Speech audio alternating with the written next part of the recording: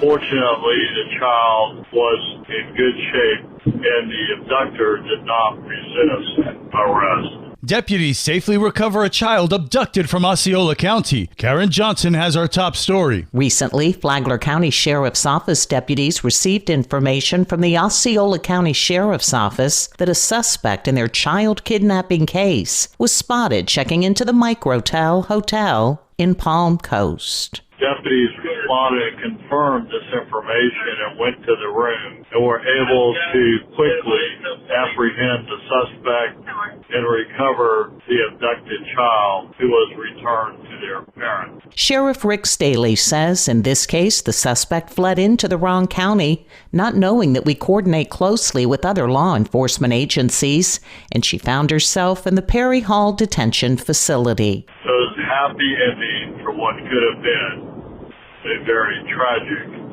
incident. For Flagler's Morning News, I'm Karen Johnson.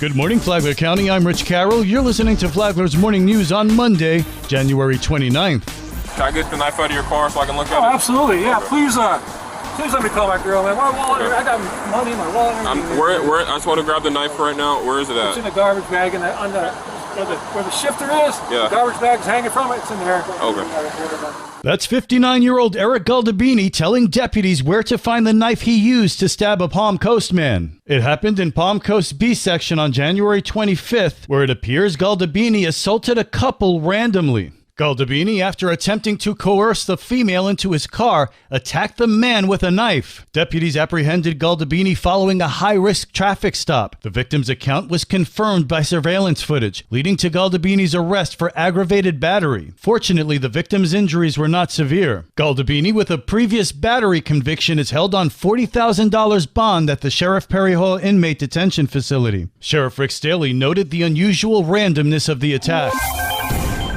This local news is a service of Flagler County's Toyota dealer, Beaver Toyota US 1 St. Augustine, here to wow you. We've got a dangerous thief off the street, a man who chose to attack law enforcement, and I'm grateful for Jennifer Lee for her efforts to secure a conviction. That's 7th Circuit State Attorney R.J. Larizza reacting to the conviction of a man found guilty of leading law enforcement on a high-speed chase last year on I-95. It took just 2 days for a St. Johns County jury to convict Robert Lahori on 8 of 9 felony charges. Gag assault on a law enforcement officer 2 times, fleeing at a high rate of speed, lights and sirens, resisting officer with violence, 2 counts of battery on a Leo, resisting without violence, and a reckless driving. State Attorney Larizza says it all started when Lahori stole a woman's wallet at the St. Augustine Outlet Mall. A short time later, law enforcement caught up with him on I-95. He attempted to flee in his vehicle, left at a high rate of speed. It took quite a while for law enforcement to get him stopped, get him out of the vehicle. In the course of him fleeing, 2 officers at least had to dive out of the way of his vehicle as he was fleeing the imminent arrest. Larizza says this isn't the end of Lahori's legal troubles. He's got several other charges pending, some in Flagler and some in St. John's, and they relate to allegations of theft and identity theft. Lahori will be sentenced on February 23rd. For Flagler's Morning News, I'm Daryl Moody.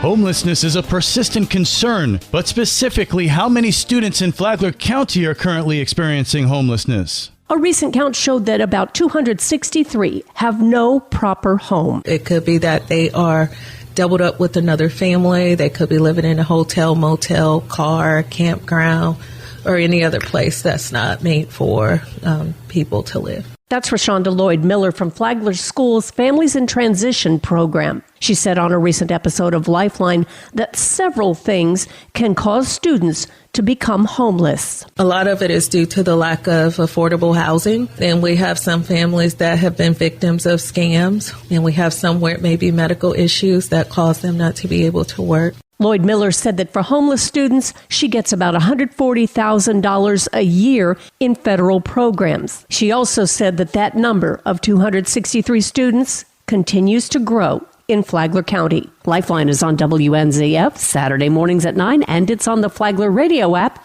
anytime you want to listen. Tomorrow, how the Flagler County Education Foundation helps homeless students. From the WNZF newsroom, I'm Deb Albertson. And now you're up to date on Flagler's Morning News. I'm Rich Carroll.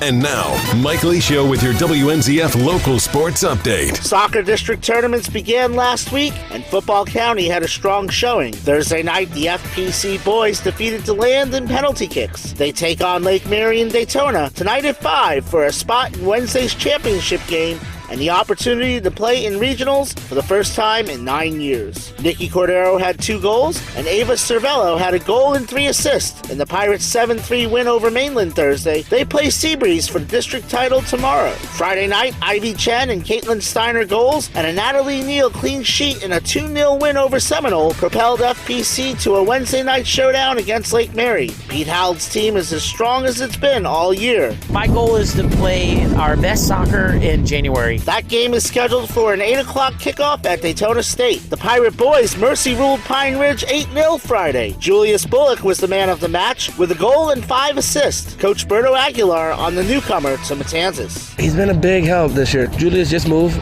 from Boca, the new addition to the group, and the players seem to be gelling well with him, and he's been very dynamic. A win in the district final against Seabreeze tomorrow is all that separates the Pirates from a regional home game next week. Basketball, the Palaca boys team dropped to 18-4 on the season after a 64-54 win by FPC in Putnam County Friday night. The Panthers had won 17 of 19 since the Bulldogs beat them back in November. Tonight, the Bulldogs have their final home game of the season when Father Lopez comes to town. Rich Carroll and I will be at the Anderson Gym too. Watch live on the WNZF Facebook page and the Flagler Radio YouTube channel. Tip-off is scheduled for 7 p.m. The Matanzas girls were bested by Menendez Friday. They welcome their fellow Pirates of Fernandina Beach tonight. The Lady Bulldogs travel to Oviedo tonight. The Pirate boys to Deltona tomorrow. Wrestling, FPC hosted the 38th annual Rotary Tournament this weekend. FPC finished second out of 28 teams. Torion Stallings and Ethan LaPepa won titles. The Matanzas girls took first in the Moskowitz Tournament in Lakeland this weekend. Mariah Mills, Cardi Michelle, and Tiana Fries took home first place individually. Girls weightlifting regionals are this week. FPC had 11 lifters qualify, Matanzas 10. Senior soccer player Savannah O'Grady committed to Eastern Florida State in Cocoa last week.